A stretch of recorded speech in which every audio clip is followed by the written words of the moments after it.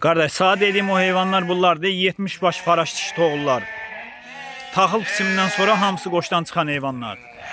Heyvanlar da kardeş göz qabağında da görürsən. Bax dedim heç çəkib atacağım. Buyur bax kardeş. 70 baş faraş dişi toğullar. Heyvanlar da göz qabağında kardeş. Maşallah olsun durna kimi heyvanlar.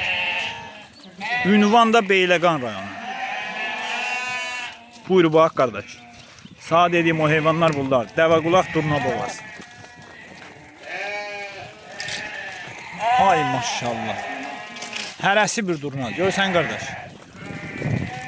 Maşallah olsun süper heyvan. Ay maşallah. Görsən kardeş bunlar. Hələ heç birisi doğmuyor. İnşallah bu taxıl bisimindən sonra qoşdan çıxan heyvanlar. Bax kardeş. Sağ dediğim heyvanlar bunlar. Süper heyvanlar. Hamısı birinci qarnı.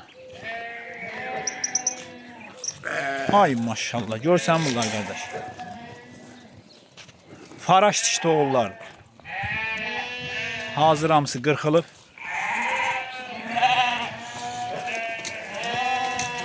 Zaban gələcəkli heyvanlar. Ay maşallah. Görsən durna kimi heyvanlardır kardeş.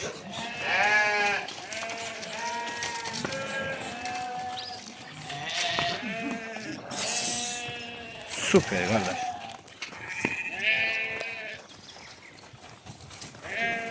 Bak kardeş.